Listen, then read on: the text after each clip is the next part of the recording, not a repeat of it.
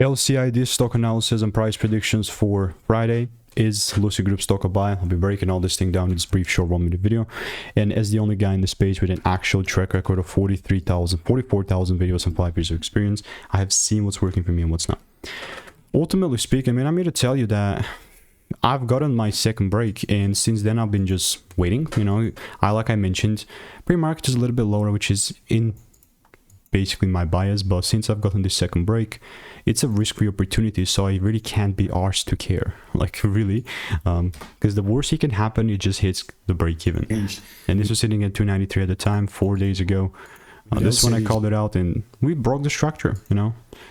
So I'll be waiting. I'm still waiting for now to do the delivery, you know. And with LCID, yes, I've got a bunch of receipts here in the Discord of about 25 results, so it's not small. And ultimately, that's about it. If it comes back, hits break even, I'll still be here to keep you updated. So if you want to stay tuned and get my money making emails and insights for free, plus picks, click the first link in the description. See you in the next one.